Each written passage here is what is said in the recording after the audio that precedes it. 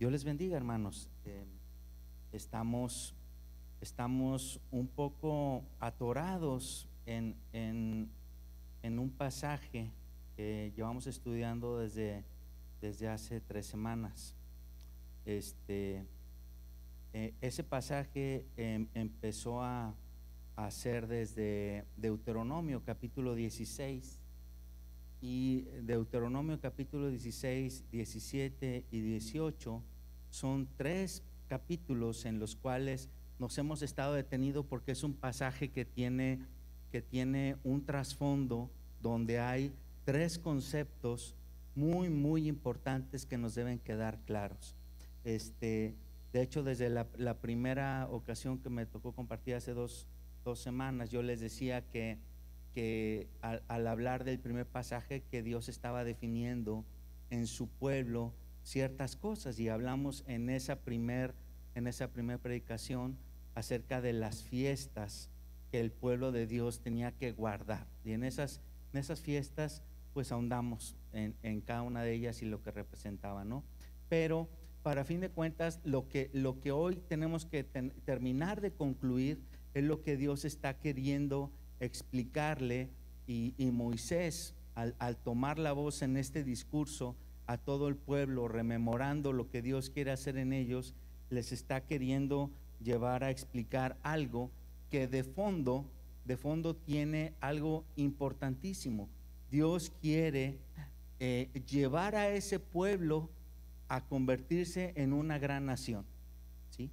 Básicamente es lo que Dios está tratando de hacer, y este discurso está encerrando varias de las cosas que deben suceder para que un pueblo X se convierta en una nación real.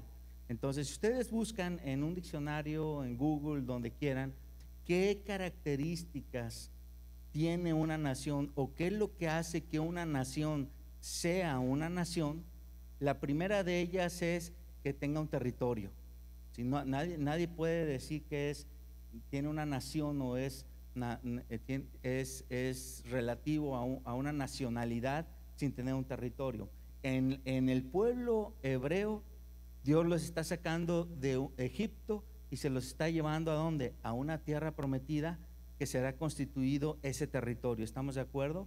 La segunda cosa que tiene que tener todas las naciones es una memoria histórica. Esa memoria histórica es todas sus raíces, todos sus fundamentos, todo lo que los conformó como una nación. Y entonces hay mitologías, de hecho en mitología griega, y hay inclusive historias de cómo se constituyó Roma, por ejemplo. Pero en el caso de los judíos, inclusive en los evangelios se menciona que cuando los fariseos hacían referencia a lo que ellos eran, ellos querían defender su nacionalismo, hacían referencia a nuestro padre Abraham, ¿sí o no?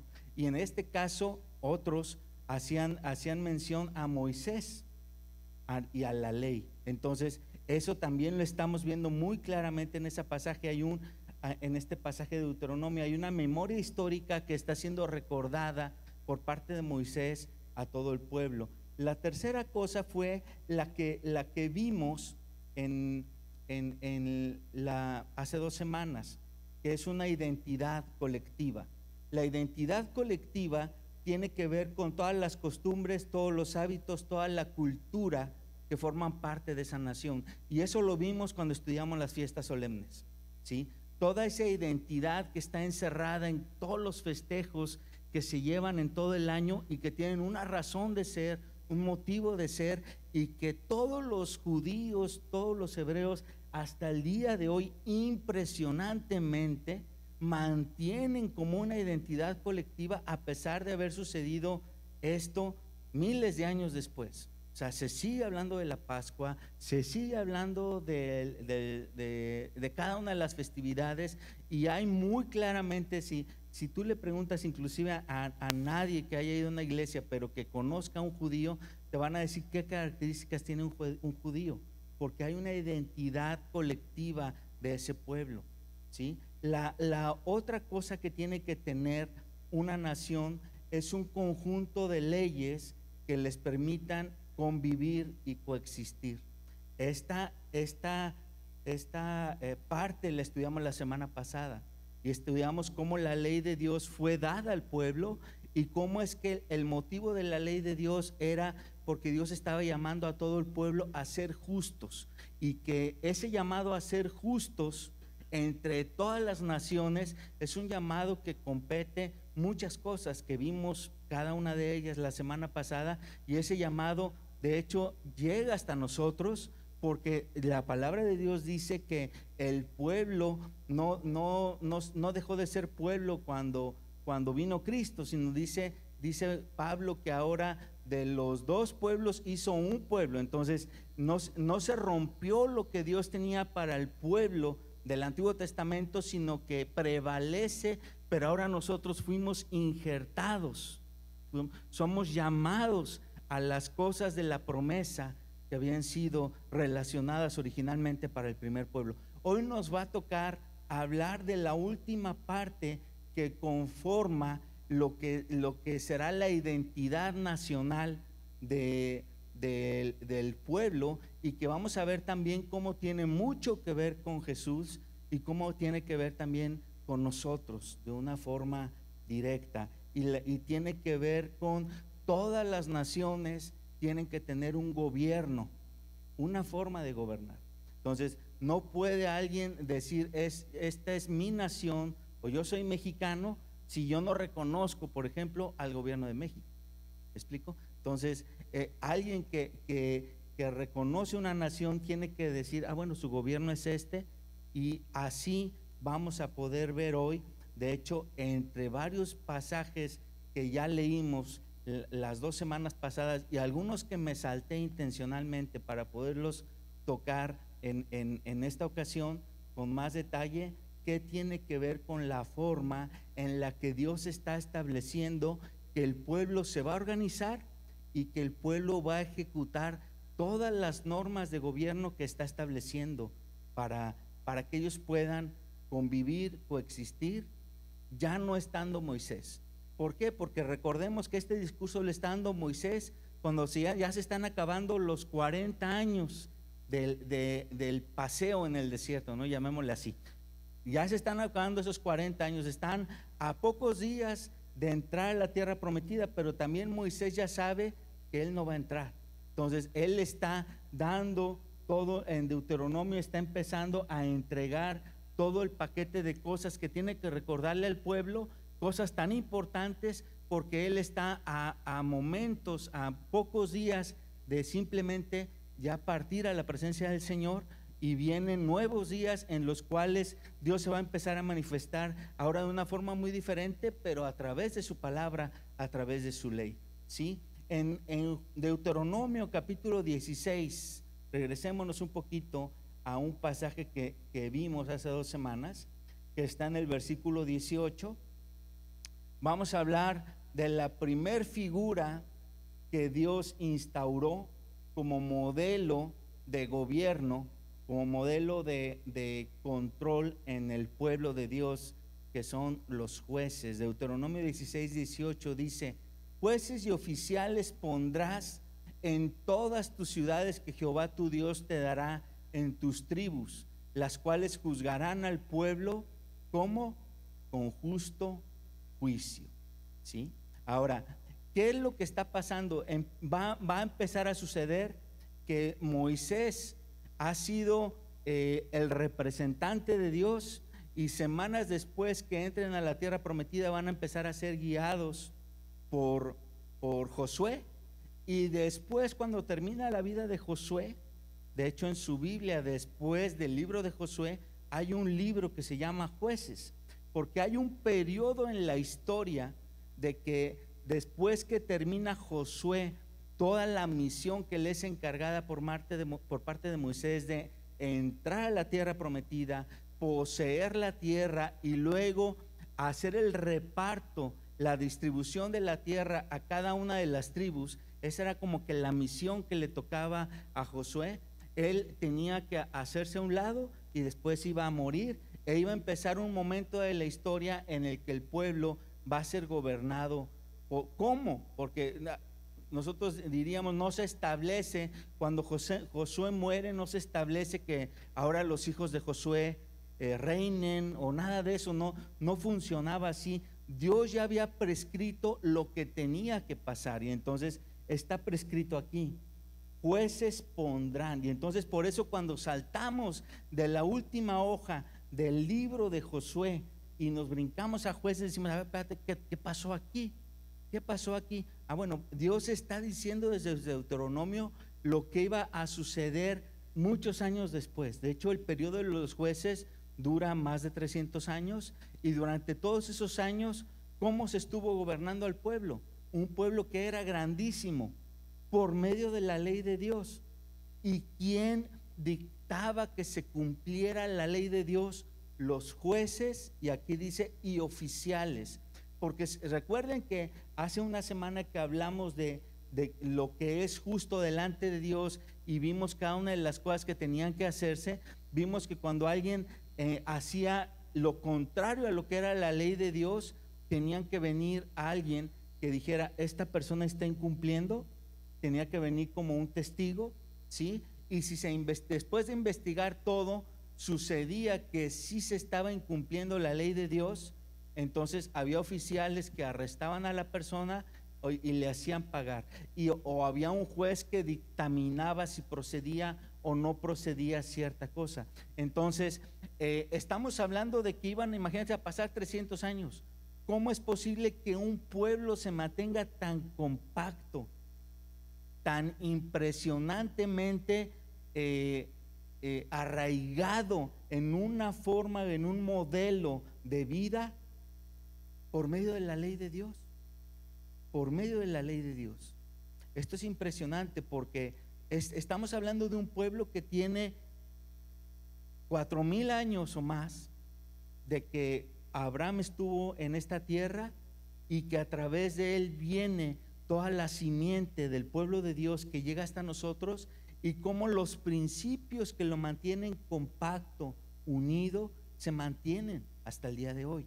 Es impresionante. Ahora, simplemente para recordar que en qué momento estamos, hay un pasaje en Primero de Reyes capítulo 6 versículo 1 que hace referencia al momento en que se está construyendo el templo de Salomón, ese templo majestuoso que construyó el rey Salomón.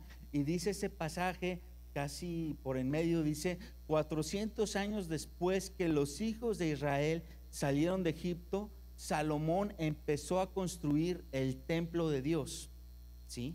Esto quiere decir que los hijos de Israel estaban saliendo de Egipto el año 1450 años antes de Cristo, porque según los registros históricos, el templo de Salomón fue construido en el año 970. En el año 970, 480 años están saliendo el pueblo de Israel de Egipto. Entonces en el año 1450 antes de Cristo. Y entonces significa que ellos están entrando a la tierra prometida 40 años después, en el año 1410. ¿Sí? Y esto empieza a suceder, y durante 360 años el pueblo, después de que se va Josué, empiezan a ser gobernados por medio de jueces, y se mantuvo la estabilidad en el pueblo por medio de jueces. Nosotros, al momento de que leemos en el libro de Jueces que si Sansón, que si tal juez y tal juez y tal juez, a veces nos imaginamos que Sansón estuvo gobernando en toda la nación, y realmente no. Había jueces por territorios, y de repente Dios levantaba o fortalecía a un juez para librar a la nación, pero realmente cuando el juez Gedeón, Sansón o cada uno de ellos cumplía su misión, vemos como en la escritura como que ese juez se apaga, y sigue sucediendo lo que pasaba, que el pueblo era olvidadizo, pecador, pero ellos seguían gobernando como de acuerdo a la ley de Dios, manteniendo unido al pueblo por medio de su ley, por medio de su palabra. Ahora, ¿por qué estoy haciendo esta explicación que parece así medio rara? ¿Por qué? Porque a veces no entendemos el concepto de gobierno teocrático, cómo funciona. ¿Cómo funciona el gobierno autocrático? Porque es una de las grandes cosas que se mencionan a veces desde los púlpitos. El gobierno autocrático significa que Dios pone una persona y esa persona tiene que gobernar, y ahora resulta que todo lo que se le ocurre a una persona, todos lo tenemos que hacer. No, así no funciona el gobierno autocrático. El gobierno autocrático tiene como fundamento la palabra de Dios. La palabra de Dios es suficiente para gobernar al pueblo, y las personas que Dios llama para liderar, para gobernar, son los primeros llamados a cumplir la palabra de Dios. Los jueces, los oficiales, eran los primeros que eran observados en el cumplimiento de esa palabra. Entonces, por ende, eran los primeros en que podían ser señalados si no cumplían lo que decía el escrito. Y eran nada de que yo tengo fuero porque soy juez. En aquella época no había eso. Si había alguien de pueblo que te hubiera visto en adulterio, y aunque tú fueras juez, había 2 o 3 testigos que te hubieran visto, te ocurría lo mismo a pesar de que fueras juez. O sea, la misma persona que había sido puesta como autoridad estaba sujeta a la misma ley o la misma palabra de Dios. ¿Ok? Entendamos eso. El gobierno autocrático no es que Dios pone una persona para que se haga y se diga lo que esa persona quiere, no, sino que es simplemente porque es necesario que alguien ejecute juicio, que alguien ejecute cosas cuando tiene que definirse lo que es correcto, lo que no es correcto, porque pues en la palabra de 2 millones de personas, cuando se ponen de acuerdo, ¿no? Entonces es así. Ahora, la segunda forma que Dios instituye está en Deuteronomio 17, versículo 14. Reyes. Los reyes iban a ser puestos para gobernar y para pastorear a la nación. Y a mí me impresiona mucho este pasaje en Deuteronomio 17, 14. Vamos a leerlo porque dice así: cuando hayas entrado en la tierra que Jehová tu Dios te da, y tomes posesión de ella y la habites, y digas, pondré un rey sobre mí como todas las naciones que están en mis alrededores, etcétera, etcétera. Ahí me voy a detener tantito, porque esto que está diciendo Moisés, y que repito, lo está diciendo en el año 1410 antes de Cristo, este sentir que tuvo el pueblo de que ya no quisieron ser gobernados por jueces, sino que dijeron, ponme un rey, le dijeron a Samuel, institúyenos, ponnos un rey como lo tienen todas las naciones. Eso está en el libro de Samuel capítulo 8. Ahorita leemos si quieren el pasaje. Pero cuando el pueblo dice esto, está sucediendo en el año 1050. O sea, casi 400 años después, 360 años después, está sucediendo esta profecía que dice Moisés. Moisés está profetizando y dice, cuando hayas entrado a la tierra que Jehová tu Dios te da, y tomes posesión y digas, ponme un rey. Qué impresionante, ¿no? Porque Dios está literalmente hablando a través de Moisés de lo que va a pasar más de 300 años después.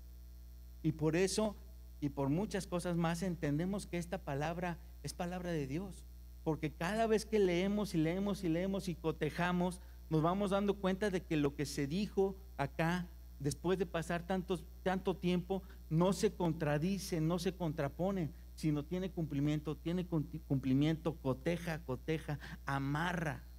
Y Dios tiene un vistazo global de toda la historia en un momento y la puede poner en un papel en nuestras manos. Qué impresionante. Ahí en ese pasaje de 1 de Samuel capítulo 8 dice, en el versículo 4, dice, entonces todos los ancianos de Israel se juntaron y vinieron a Ramá, que era un poblado, para ver a Samuel, y le dijeron, he aquí, tú has envejecido, tus hijos no andan en tus caminos, por tanto, constitúyenos ahora un rey que nos juzgue como tienen todas las naciones.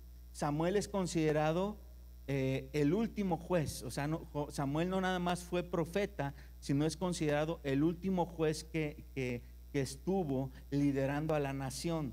Y entonces el pueblo en este momento le está diciendo, ya no queremos jueces, ya no queremos nadie como tú, queremos que nos pongas un rey.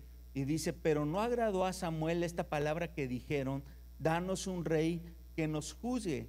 Y Samuel oró a Jehová y dijo Jehová a Samuel, oye la voz del pueblo en todo lo que te digan, porque no te han desechado a ti, sino a mí me han desechado para que no reine sobre ellos. Y aquí está un pasaje que a veces no llegamos a entender, hasta entender lo que está escrito en el pasado, porque parecería en este pasaje, cuando leemos solamente Samuel, que como que el pueblo está desechando a Dios, y como que Dios se deja desechar, y como que Dios está cambiando de plan. Entonces, ok, no va a ser por medio de jueces, ahora los voy a gobernar por medio de un rey. No es lo que está pasando. Ahorita lo que leemos en Deuteronomio nos dice que Dios ya tenía previsto eso. Dios ya tenía previsto eso. A Dios no le cambia a nadie su plan. Dios ya tenía previsto que en algún momento iba a venir a alguien con ese deseo y que Dios lo iba a permitir. Fíjense qué impresionante. Dios está viendo la maldad del hombre más de 300 siglos antes de que ocurra, y está previniendo qué hacer. Y Dios dice, ok, voy a dejar que se autogobiernen como ustedes piensan que los van a hacer, y deja que se escoja un rey. De hecho, hasta bendice a ese rey por medio de la unción a Saúl, y pues pasa todo lo que pasa, que ese momento de desastre con el gobierno de Saúl, ¿sí o no? Regresemos a Deuteronomio en 17:15. Dice, entonces le está diciendo Moisés, ciertamente cuando eso suceda, pondrás por rey sobre ti al que Jehová tu Dios escogiere, de entre tus hermanos pondrás rey sobre ti. No podrás poner sobre ti a hombre extranjero que no sea tu hermano. De hecho, en otros pasajes se hace referencia al tipo de persona y de qué linaje tenía que venir el rey. Y en los pasajes que se hablan desde Génesis, se habla que ese linaje tenía que venir de Judá. Y entonces se nos hace raro que cuando Dios permite que se instituya el primer rey, es Saúl, que no venía de descendiente de Judá, venía de Benjamín. Y entonces dice, caray, como que esto no cuadra con él. Bueno, es que Dios está permitiendo algo que él ya había previsto y que los deja funcionar así, para que el pueblo se dé cuenta que cuando yo quiero imponer lo que yo quiero, cuando yo me quiero ver como todos los demás, ¿qué va a pasar? Un desastre. Un desastre que pasó, y que fue como terminó la vida de Saúl. Ok, y entonces vamos a ver algo bien interesante aquí.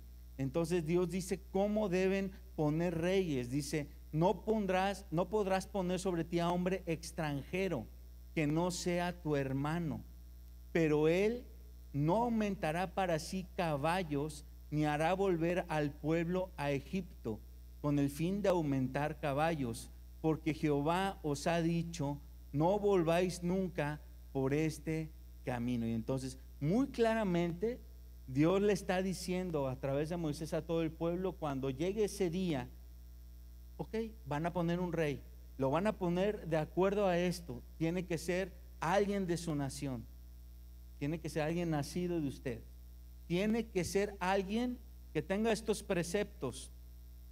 No aumentará para sí caballos, o sea, un rey que no esté pensando enriquecerse a sí mismo. Dice, ni hará volver al pueblo de Egipto, o sea, un rey que no te haga volver atrás al mundo, que no te haga volver a tu esclavitud del pasado, un rey que te mantenga en libertad, pudiéramos decir, un rey que te mantenga no regresando a los dioses de donde te saqué, sino alineado y creyendo en el Dios que te dio la libertad. En otras palabras, es lo que podríamos decir de no te hará volver a Egipto. Dice, porque Jehová les ha dicho, no vuelvan nunca por este camino. Dice, ni tomará para sí muchas mujeres. O sea, cuando pongas a alguien, esta persona tiene que ser marido de una sola mujer, no tomar para sí muchas mujeres. ¿Para qué? Había un para qué. Dice, para que su corazón no se desvíe. Dice, ni plata ni oro amontonará para sí en abundancia. Y yo repetiría aquí, para que su corazón no se desvíe. Hay dos cosas que pueden desviar el corazón de un hombre, de una persona, aunque sea rey: las mujeres y la abundancia del dinero, el perseguir el dinero, ¿sí? El estar persiguiendo eso termina desviando el corazón. Y lo vemos cumplido porque decimos, ¿cómo puede ser que después de David, que cogió de una de estas cosas, porque él tomó para sí muchas mujeres? Después de que David se dice que tiene un corazón conforme al corazón de Dios, él llega a tener varias esposas, y esas esposas terminan en un momento de su vida desviándolo, sacándolo de su eje, de su centro, de sus principios. Y le vemos años oscuros a David, ¿sí? Adulterando, matando, encubriendo su pecado, hasta que el profeta Natán tiene que venir a él y decirle esto y esto y esto y esto, y ¡zas!, es desenmascarado todo su pecado. David incurrió en esto, y después su hijo hizo lo mismo. Alguien tan sabio como Salomón, ¿qué fue lo que lo desvió? Todas las mujeres. Dice que tuvo 700 esposas, 300 concubinas, y por andar haciendo pacto con una, con otra, eso terminó metiendo en su corazón la idolatría de ellas y lo desvió. Entonces los reyes desde este pasaje tenían que ser escogidos de cierta forma, y cuando el pueblo no considera eso, el pueblo mismo está poniendo a alguien que los va a llevar al precipicio, porque es alguien con un corazón desviado. Dice el versículo 18: cuando se siente sobre el trono de su reino, entonces escribirá para sí un libro, una copia de esta ley. Entonces empieza a decir Moisés un modelo, una forma que tenían que seguir todos los reyes para no desviarse. Dice, escribirá para sí en un libro una copia de esta ley, del original que está al cuidado de los sacerdotes levitas, y lo tendrá consigo y leerá en él todos los días de su vida. Entonces, literalmente este era un mandato para todo aquel que iba a ser puesto como rey del pueblo de Israel. Automáticamente ahí está tu papiro en blanco, y literalmente ellos tenían que copiar con su puño y letra qué parte de la ley que existía hasta ese momento, que son los primeros libros de la Biblia, los 5 primeros libros de la Biblia. Eso es lo que en el escrito se llama la ley. Entonces esos 5 libros de la Biblia no eran nada más que, a ver, no, yo para qué los quiero escribir, a ver, yo tengo a alguien que me los lea, pues si yo soy el rey, a ver, tú léemelos. No, compadre, tienes que escribirlos de tu puño y de tu letra. El hecho de escribir con tu puño y de tu letra implicaba algunas cosas, o sea, hacerla de escriba, no equivocarte al momento de transcribir la ley de Dios, pero por otro lado, estar digiriendo lo que estás escribiendo. Lo estás digiriendo, como cuando niños nos empezaban a tratar de enseñar a escribir. ¿Qué nos ponían a hacer?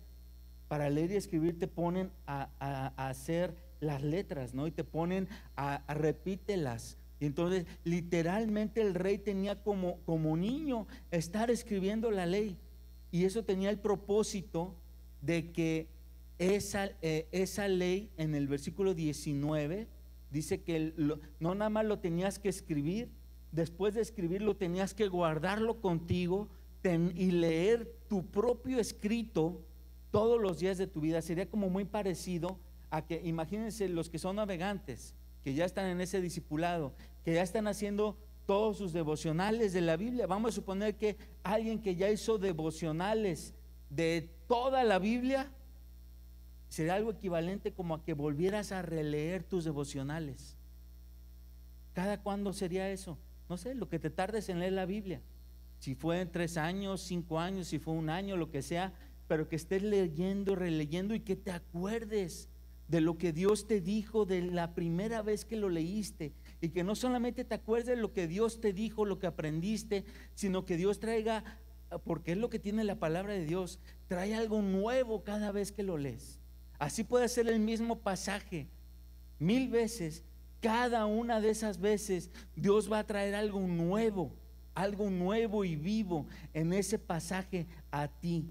Y como rey era muy importante, porque dice el versículo 19 a la mitad, dice: para que aprenda a temer a Jehová su Dios. Qué impresionante que como rey, lo primero que tú tenías que transcribir es: en el principio creó Dios los cielos y la tierra.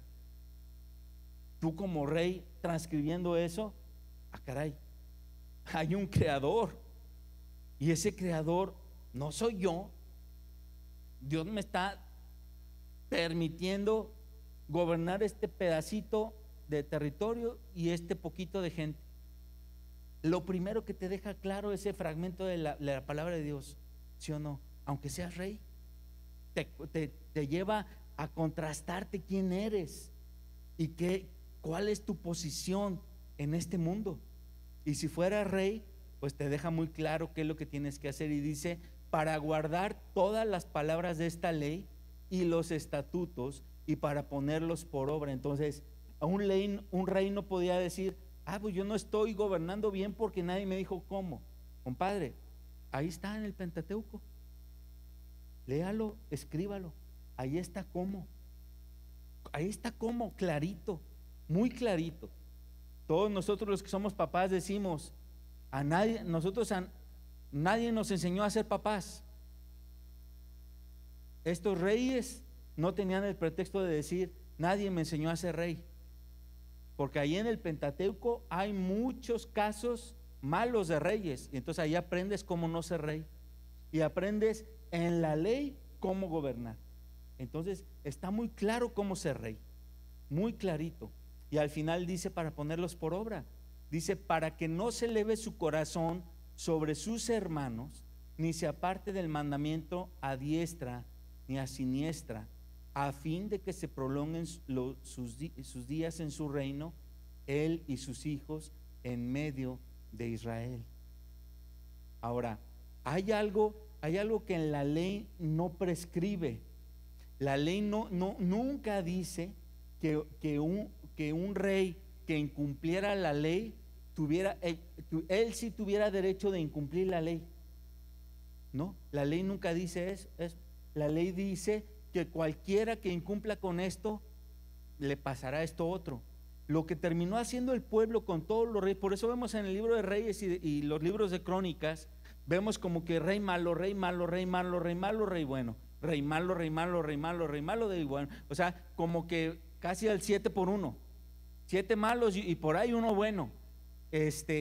¿Por qué se permitió tanta maldad si la ley decía qué hacer con esa maldad? El pueblo prefería eso y prefería tener un rey malo. Ahora sigue como dice el dicho. ¿Por qué? Pues porque también ellos eran malos. Si yo lo señalo a él con un dedo, me señalo a mí mismo con otros 3. Entonces era esa dinámica. Entonces el pueblo prefirió mantener esos reyes en el gobierno por tantísimo tiempo por la maldad del mismo pueblo, aunque la ley decía qué podían hacer con esos reyes. Los podían, si un rey era hallado haciendo algo malo, le tocaba y le aplicaba la ley. Pero pues si todos somos malos, pues ¿quién quiere ser el primero en señalar, no? Así funciona. Entonces por eso entendemos que no no es que Dios no haya sabido que todo eso iba a pasar, sino lo que estamos leyendo de Deuteronomio es que Él sabía que eso iba a pasar, pero le está prescribiendo para que después quede muy claro que el pueblo fue el que se desvió, el pueblo fue el que no cumplió. ¿Ok? Y entonces los reyes fueron puestos para hacer cumplir la ley, y Dios permitió después y los puso a usar, los empezó a usar como pastores. Hay referencias, muchas referencias en el Antiguo Testamento que sobre todo acerca de David, como una tipología del rey más importante, el mejor de los reyes, según la misma palabra lo declara, obviamente después de Jesucristo. Todos fueron comparados con David porque David fue el tipo, a pesar de que no fue el primer rey, fue la tipología del mejor rey, porque la mayoría de sus años de gobierno estuvo inclinado a hacer lo que Dios quería que se hiciera, inclinado a hacer lo que la Biblia, lo que la palabra de Dios decía que se hiciera. Y entonces, ¿por qué? Porque cuando nosotros leemos los salmos, nos damos cuenta que David fue un rey que sí cumplió con este mandato, era conocedor de la ley. Si nos vamos al Salmo 19 y empezamos a leer, si quieren vámonos ahí tantito, vamos a leer un poquito ahí en el Salmo 119, nos vamos a dar cuenta qué es lo que hay en la ley de Dios y por qué Dios le está diciendo a los reyes que tenían que leer, transcribir, meditar en esa ley, tenerla siempre con ellos, para poder cumplir lo que Dios quiere que se cumpla en cada una de las cosas que están prescritas en la ley. ¿Ya lo tenemos? Ahí en Salmos.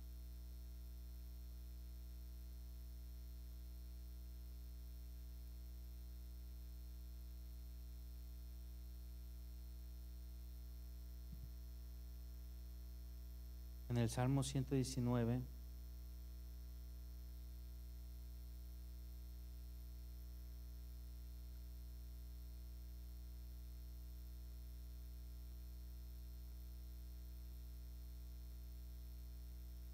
Daniel, pásame mi Biblia, por favor, porque aquí no está abriendo la red.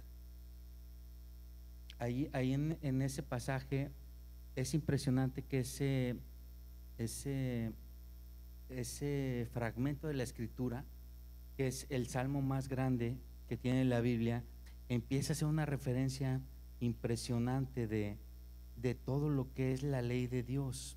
Y este texto yo les recomiendo que lo lean si pueden en la semana. Está impresionante porque con mucha profundidad nos dice el efecto de la ley de Dios en una persona. Dice: bienaventurados los perfectos de camino, los que andan en la ley de Jehová. Bienaventurados los que guardan sus testimonios y con todo el corazón le buscan. Entonces aquí hay una referencia directa. Parece que esta persona que escribe esto es como si fuera un rey, y de hecho es un rey el que está escribiendo este salmo, y está haciendo una referencia de que la palabra de Dios le ha mantenido en su corazón una cosa bien importante: el anhelo de buscar a Dios. La palabra de Dios propicia a nosotros el anhelo de buscar a Dios. Dice: y esos no hacen iniquidad, los que andan en tus caminos. Tú encargaste que sean muy guardados tus mandamientos.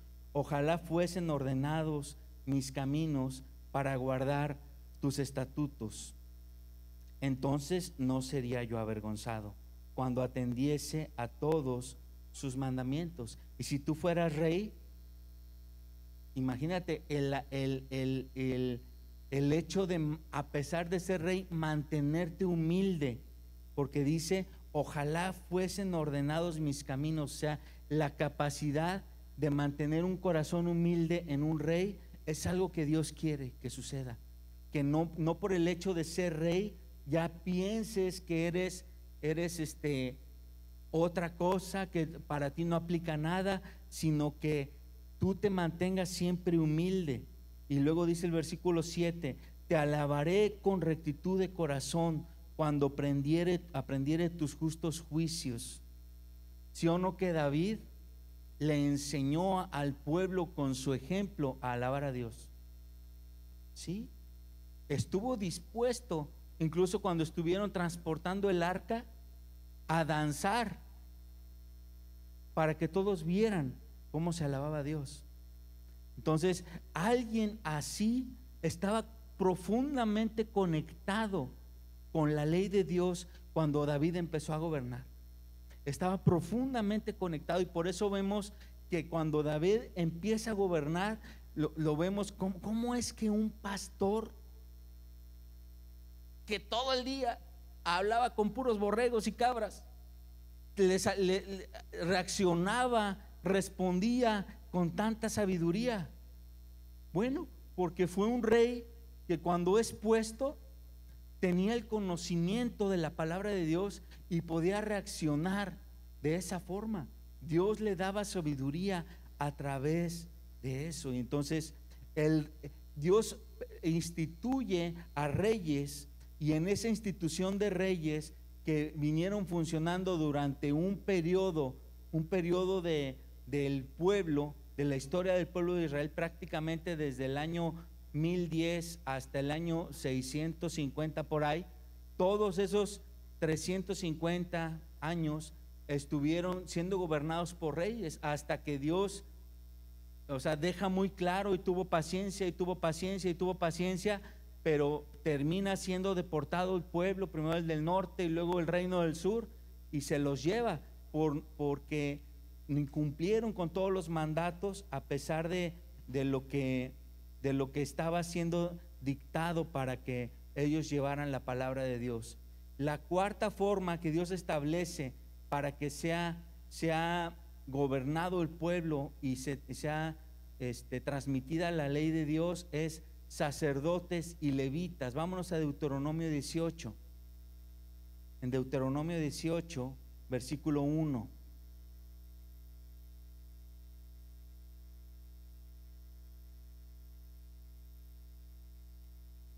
Los sacerdotes y levitas fueron puestos para ministrar y para administrar. Aquí dice el versículo 1, dice: los sacerdotes levitas, es decir, toda la tribu de Leví, no tendrán parte ni heredad en Israel. De las ofrendas quemadas a Jehová, de la heredad de él comerán. No tendrán pues heredad entre sus hermanos. Jehová es su heredad, como él les ha dicho. Y este será el derecho de los sacerdotes de parte del pueblo, de los que ofrecieren el sacrificio, buey o cordero. Darán al sacerdote espaldilla, las quijadas y el cuajar. Ahí dice espaldilla. Hay un corte de la res que la mayoría de ustedes conoce, que es el diezmillo. ¿Lo ubican? ¿Alguno de ustedes ha comprado en la carnicería diezmillo? ¿Por qué creen que se llama diezmillo? Empieza muy parecido a diezmo. Esa parte de la res era la que yo, como parte del pueblo de Dios, traía y la daba al sacerdote. Esa parte era parte del diezmo que los antiguos daban a los sacerdotes, ¿sí?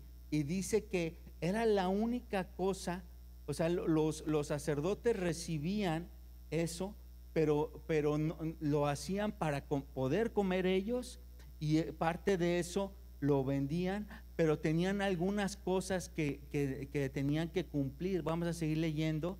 En el versículo 4 dice: primicias de tu grano, de tu vino y de tu aceite, las primicias de la lana de tus ovejas le darás.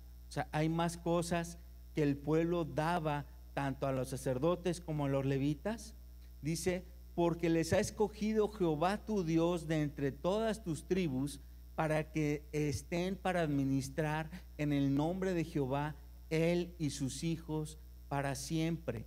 Y cuando saliera un levita de alguna de tus ciudades de entre todo Israel, donde hubiere vivido, y viniere con todo el deseo de su alma al lugar que Jehová escogiere, y ministrará en el nombre de Jehová su Dios, como todos sus hermanos los levitas que estuvieran allí delante de Jehová.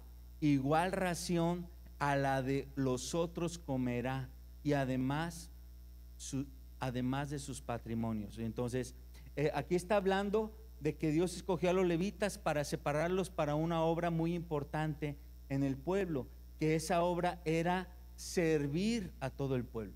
Entonces, los levitas son separados de entre todas las tribus, y estos levitas no tenían derecho, no podían poseer algún terreno, no podían poseerlo. O sea, no era alguien que podía tener muchas posesiones. E inclusive aquí al final dice: igual ración a la de los otros comerá, además de sus patrimonios. Aquí está dando un precepto bien importante. Sí, todo el pueblo dará un diezmo, pero el diezmo que se da no es para que el sumo sacerdote se quede con todo el diezmo. No, el diezmo es para administrarse entre todos los levitas, para compartirse. Así lo compartían los israelitas, para que todos los levitas pudieran hacer una obra, una función de servicio. Algunos en el tabernáculo, después en el templo,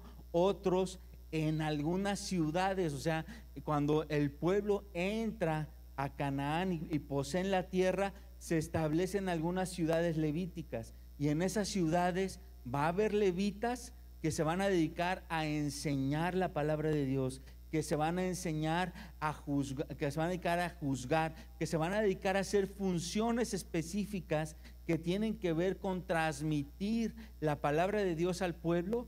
Y ellos lo hacían, es como decir, ellos hacen una labor de ministerio. ¿Y de qué viven? Pues viven de lo que todo el pueblo daba, ¿sí? Es como hoy por hoy, si ahorita estamos viendo cómo estaba siendo gobernado el pueblo en aquella época, hoy alguien dirá: pues los gobiernos actuales viven de los impuestos. Los impuestos se concentran, se administran, se reparten, se hace un presupuesto, se cumple o no se cumple en función de un presupuesto que se haya dicho, y pues o somos pobres o somos ricos como nación en función de lo que se genere como nación, de lo que los impuestos tengan y de cómo se use ese dinero.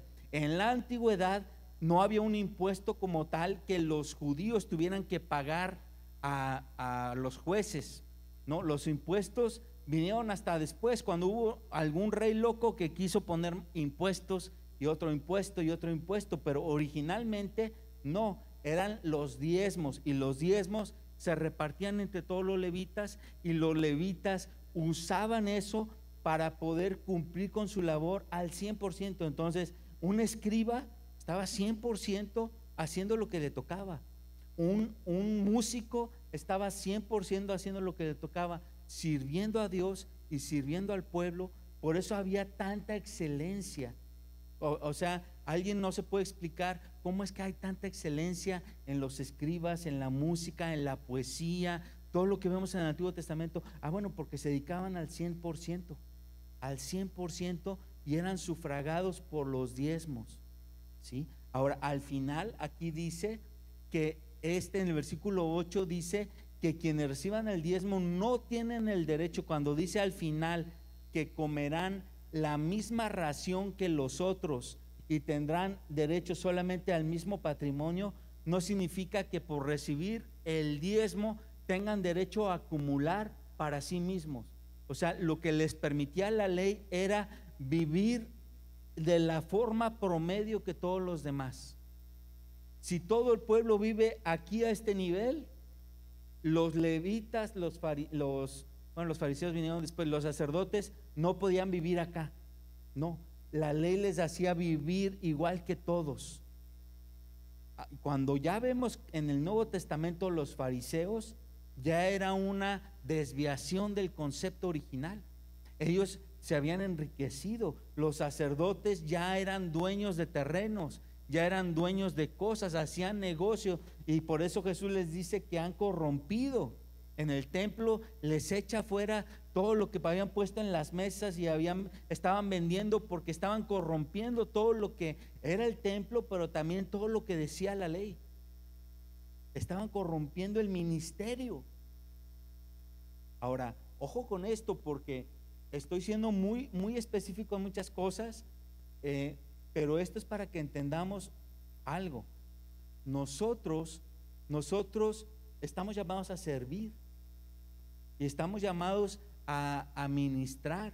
Todos nosotros, no nada más el que predica, no nada más el pastor, no nada más, no, todos nosotros estamos llamados a servir y a servirnos unos a otros.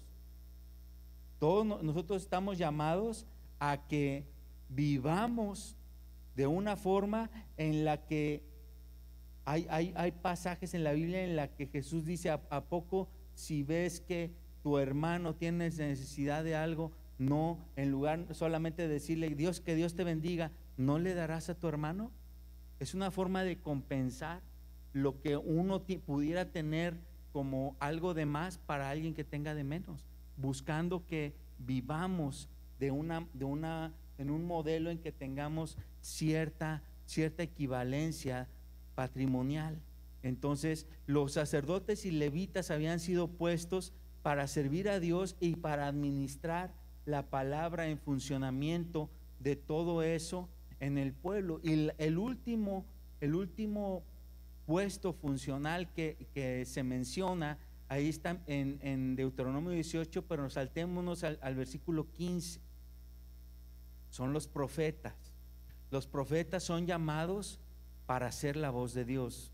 Entonces dice el versículo 15: profeta de en medio de ti, de tus hermanos como yo, te levantará Jehová tu Dios, a él oirás, conforme a todo lo que pediste a Jehová tu Dios en Horeb, el día de la asamblea, diciendo: no vuelva yo a oír la voz de Jehová mi Dios, ni vea yo este gran fuego, para que no muera. Entonces aquí está Moisés haciendo una referencia de algo que había pasado 39 años antes, en los que el pueblo había llegado al monte Sinaí y se va a dar, Moisés va a subir, el monte Sinaí va a temblar, Dios se va a revelar ahí en ese monte, y el pueblo tuvo tanto miedo que dijo: no queremos nosotros hablar directamente con Dios. Eso está en Éxodo 20:19.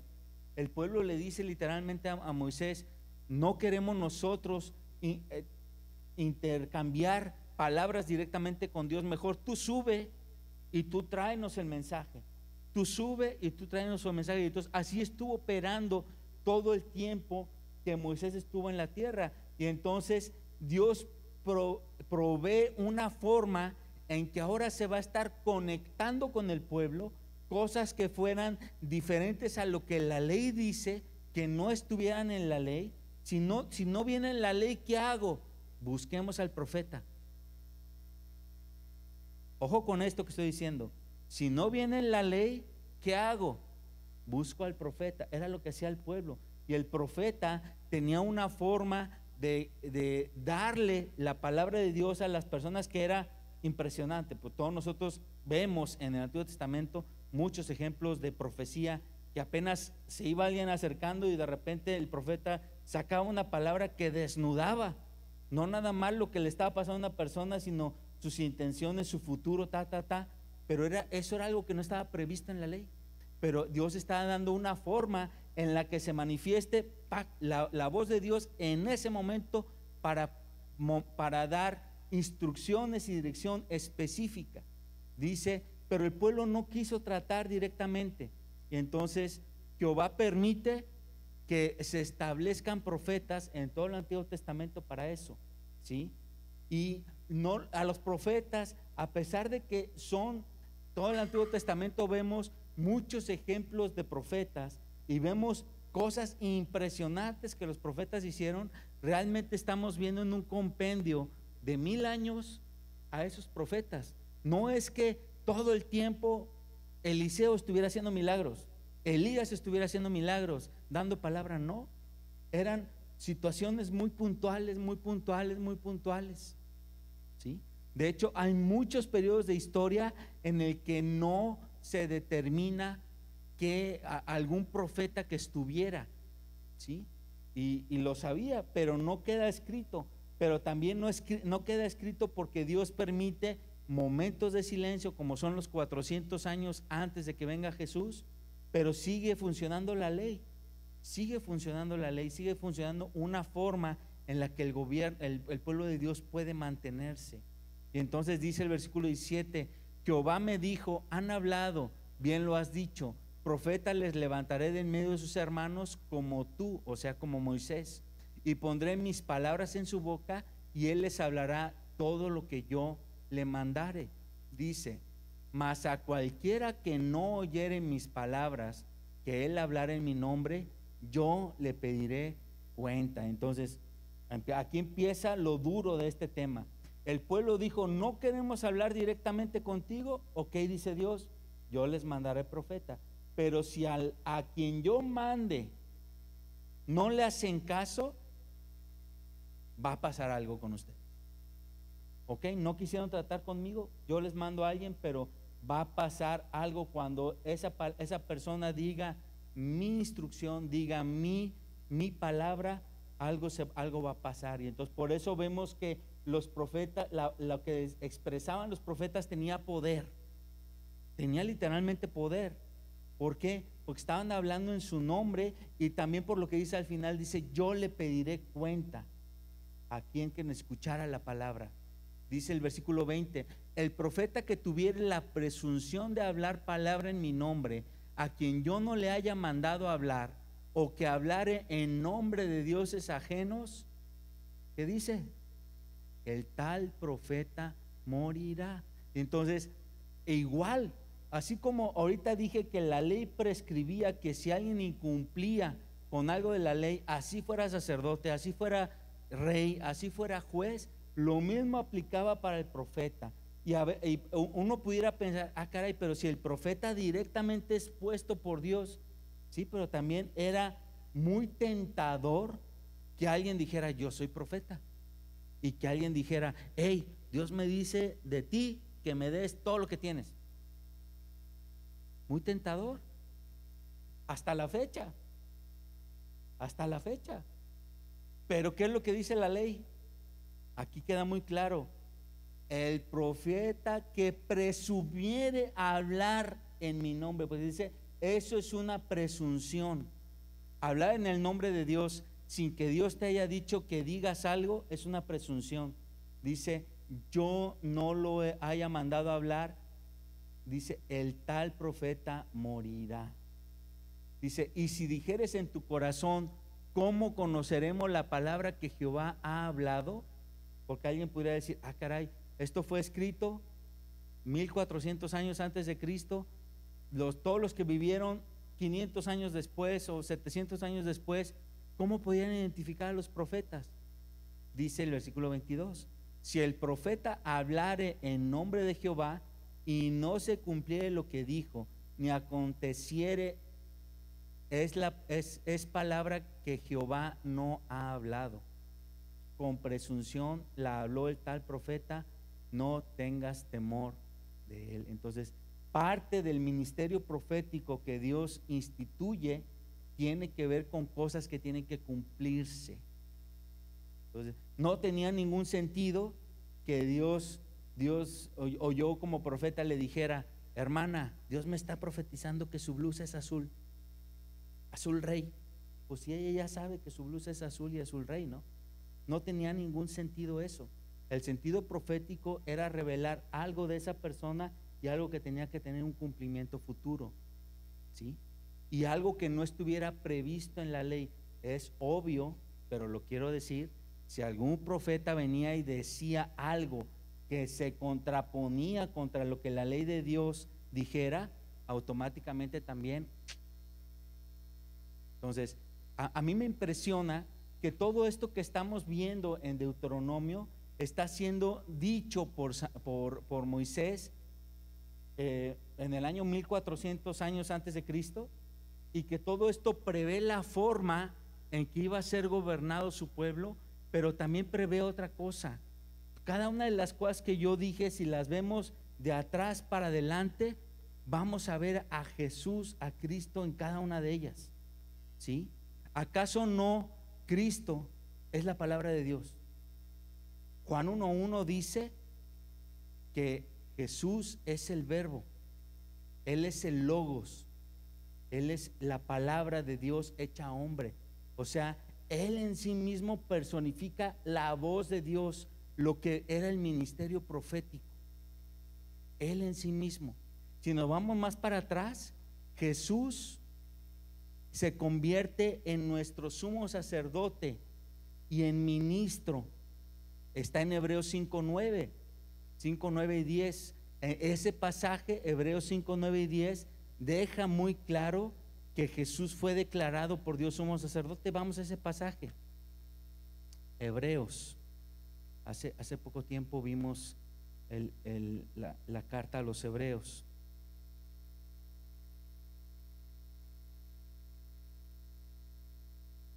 Dice: y habiendo sido perfeccionado, vino a ser autor de eterna salvación para los que le obedecen, y fue declarado por Dios sumo sacerdote según el orden de Melquisedec. Entonces, él opera en un ministerio como sumo sacerdote. Y en primera de Juan 2:1 hay otro pasaje que dice que abogado tenemos para con el Padre, y ese abogado en el texto original es alguien que ministra, es alguien que sirve. Entonces Jesús viene a cumplir en sí mismo el ser la voz de Dios, en sí mismo en ser sacerdote, en ser ministro o levita. Y nos vamos más atrás, Jesús es declarado Rey de Reyes en Apocalipsis 17, versículo 14.